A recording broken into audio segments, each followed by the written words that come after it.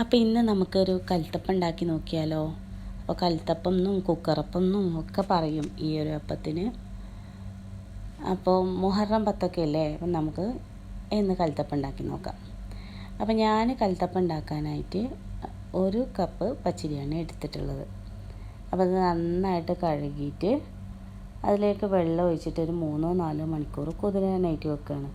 ഏത് പച്ചരി വേണമെങ്കിലും നമുക്ക് എടുക്കാം, ജീരകശാല അരി വേണമെങ്കിലും എടുക്കാം, ബിരിയാണി അരി വേണമെങ്കിലും എടുക്കാം, ഏത് അരി വേണമെങ്കിലും നമുക്ക് കൽത്തപ്പം ഉണ്ടാക്കാനായിട്ട് എടുക്കാം.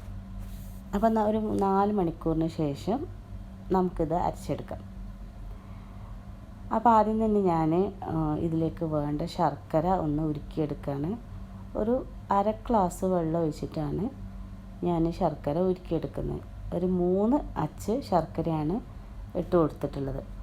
ശർക്കര ഉരുകി വരുന്ന സമയം കൊണ്ട് നമുക്ക് പച്ചരി അരച്ചെടുക്കാം. അപ്പോൾ ഒരു മിക്സിയുടെ ജാറിലേക്ക് നമുക്ക് കഴുകി ഊറ്റി വെച്ചിട്ടുള്ള പച്ചരി ഇട്ട് കൊടുക്കാം.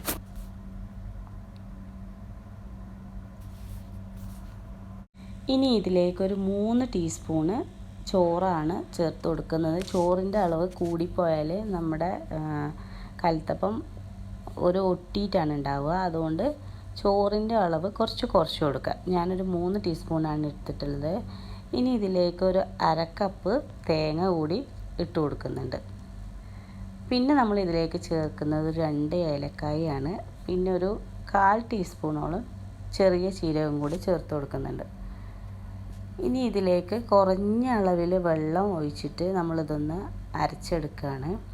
അപ്പം ഞാനിവിടെ ഒരു 1/4 ഗ്ലാസ്സിലും വെള്ളമാണ് എടുത്തിട്ടുള്ളത്.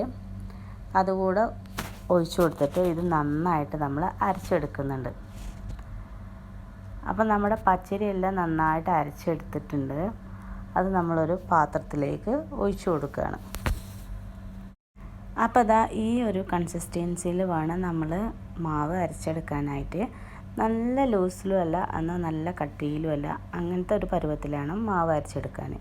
ഇനി നമ്മൾ നേരത്തെ ഉരുക്കാനായിട്ട് വെച്ചിട്ടുള്ള ശർക്കര പാനി ഇതിലേക്ക് ഒഴിച്ചു കൊടുക്കുകയാണ്. ചൂടോടുകൂടി തന്നെയാണ് നമ്മൾ ഒഴിച്ചു കൊടുക്കേണ്ടത്. ഒഴിച്ചു കൊടുക്കുന്നതിനോടൊപ്പം തന്നെ നമ്മളിത് നന്നായിട്ടൊന്ന് ഇളക്കിയും കൂടെ കൊടുക്കുക. ശർക്കരപ്പാനിയൊക്കെ ഒഴിച്ച് മാവൊക്കെ നന്നായിട്ട് റെഡി ആയിട്ടുണ്ട്. ഇനി ഇതിലേക്ക് നമുക്കൊരു നുള്ളു ഉപ്പ് ചേർത്ത് കൊടുക്കാം. പിന്നെ ഇതിലേക്കൊരു നുള്ള് സോഡപ്പൊടി കൂടി ചേർത്ത് കൊടുക്കാം കേട്ടോ. ഇനി നമുക്ക് കൽത്തപ്പം ഉണ്ടാക്കാം. അപ്പോൾ ഞാനിവിടെ കുക്കറിലാണ് ഉണ്ടാക്കിയെടുക്കുന്നത്. അപ്പോൾ കുക്കർ ചൂടായതിന് ശേഷം നെയ്യോ വെളിച്ചെണ്ണയോ നമുക്ക് ഒഴിച്ചു കൊടുക്കാം. ഞാനിവിടെ ഒരു 3-4 ടേബിൾ സ്പൂണ് നെയ്യാണ് ഒഴിച്ചു കൊടുക്കുന്നത്. ഇനി ഇതിലേക്ക് നമുക്ക് തേങ്ങാക്കൊത്തും ചെറിയ ഉള്ളി അരിഞ്ഞതും കൂടെ ഇട്ടിട്ട് നന്നായിട്ടൊന്ന് മൂപ്പിച്ചെടുക്കാം.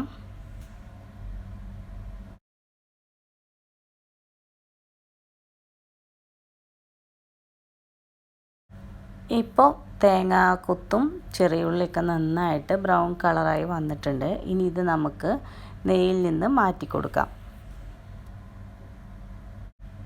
നെയ്യിൽ നിന്ന് മാറ്റി കൊടുത്തതിന് ശേഷം നമുക്ക് കുക്കർ നന്നായിട്ട് ചൂടാക്കാൻ വേണ്ടി വെക്കാം. നല്ല ചൂടോട് കൂടിയിട്ട് വേണം നമ്മൾ ഈ കൽത്തപ്പത്തിൻ്റെ മാവ് ഇതിലേക്ക് ഒഴിക്കാനായിട്ട്. എന്നിട്ട് ഒഴിച്ച് കഴിഞ്ഞതിന് ശേഷം ഒരു മീഡിയം ടു ലോല് വെക്കാം. നല്ല ലോല് വെച്ചിട്ട് വേവിക്കരുത്.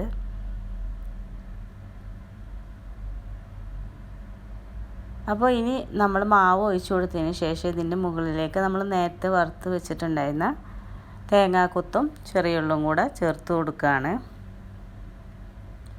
അതിന് ശേഷം നമ്മൾ കുക്കർ അടച്ചു വെക്കുക. അതിൻ്റെ വിസിൽ ഊരി വെച്ചിട്ട് വേണം ഇത് വേവിച്ചെടുക്കാൻ. ഒരു 10 മിനിറ്റ് അല്ലെങ്കിൽ ഒരു 15 മിനിറ്റ് മതിയാവും ഇത് വെന്ത് കിട്ടാനായിട്ട്.